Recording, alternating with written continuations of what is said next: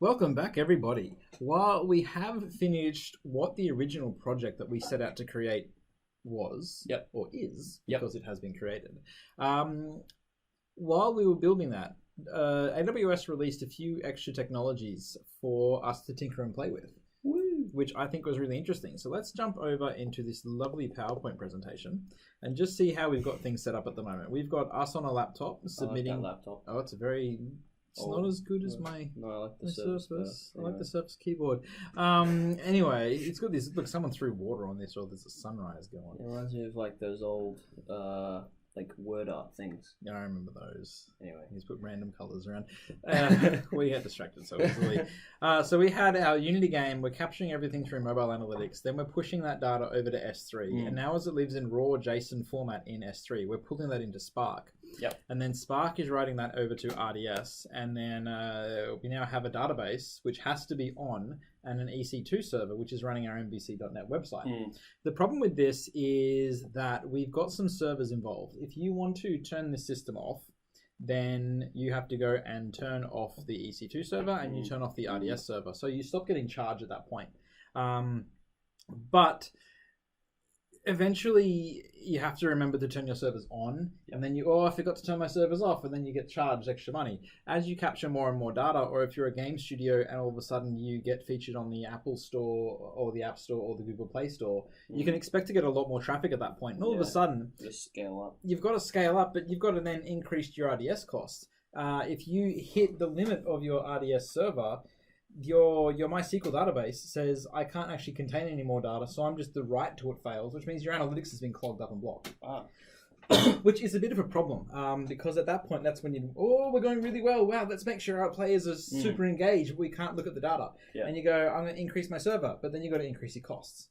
So that's a bit of a problem. AWS have also released a serverless framework called Lambda and an API gateway to talk to them as if it's a website. So let's take our EC2 server and replace it with some Lambdas. So now we don't need to have our EC2 server at all. We can deploy our .NET code and have it living up there on AWS. And it just sits there and doesn't do anything. It doesn't cost us any money at all. And only when we call the Lambda and say, oi, do something, does it actually turn on and then start charging us. But even then, it's charged at 100 millisecond intervals, and you only get charged, you get 1 million free calls per month anyway. So you got a pretty big bandwidth to go playing with there. So then we go, awesome, but now that still means we have to keep our RDS server turned on. We've still got this problem of, oh my goodness, we've got too much, we have to increase our RDS size every single time we expand our players.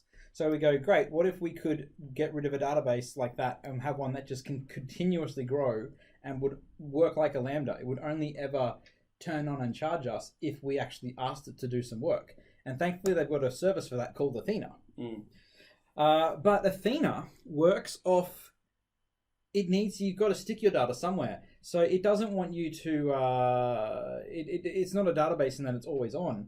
It reads your data directly off S3. So if we can take our data from Amazon S3, which is JSON, bring it into DataBricks, and then get it onto S3 again in another format, just in the format of the things that we want. Like prettified. But prettified, yeah. Now we can have our Athena talk to S3. And S3 doesn't cost us anything. Well, it costs you for storage of data, but it's incredibly freaking cheap, and you can scale up and just keep on throwing more and more and more and more and more and more and more data at it, and it goes, whatever, I'll handle whatever you got. So it's more like you can think about like S3 and Athena, these two things together, as your pseudo database. Absolutely correct. So S3 is just the data storage place, and Athena says I can read your data from your data storage. Cool. So now Athena is actually built on Presto, which is the big data technology that runs Facebook. Really? So it's incredibly freaking powerful. And if you think that your data is too big for it, then you're doing something wrong. Or you're just wrong. Or you're just wrong.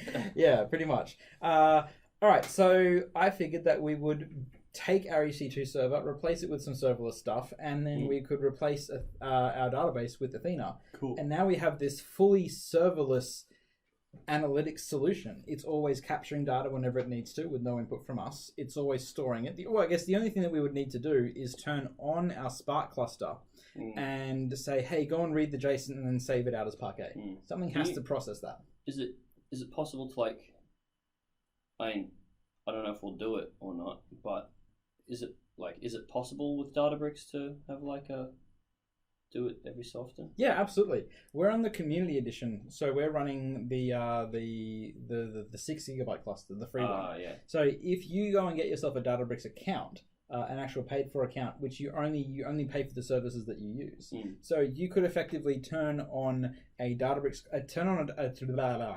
tell DataBricks only process that data from S3 once every day. Only turn on a server to process that once every day, and then write it to S3 back again. Yeah. And it would go, cool, I can do that for you. For now, because that would be an automated job, it would cost you 20 cents per hour that you have your process running for. So if you knew you were only going to do it once a day, you'd have a 20 cents a day server cost. Oh wait, so they round up to an hour. Yep. Okay. So if it takes 5 minutes, then that's still an hour. Oh, okay. If it takes 1 hour and 5 minutes, that's 2 hours. Fair enough. But then that enables you to have much bigger than 6 GB, because the smallest cluster you can get from DataBricks on the paid account is 60 GB. So you've got a lot more space to play with. And then you can build your system so that you're not having to load just 6 GB at a time. You could say, you know what, I've every day, let's say there's 5 to 7 GB of new data every day. You just say, move that over to Parquet. Yeah. And now delete the source stuff or move the source stuff somewhere else, and now you don't have to worry about having to, my cluster's got to get bigger every day, because you've already processed that section of data. So you don't need to worry about it anymore. Exactly. Very cool. So with all of that, I figured that we would just dive right in and get started and explain each technology as we go. Yeah, let's do it. Cool. All right. So in the next video, we will get started on things. See you all later. I like things.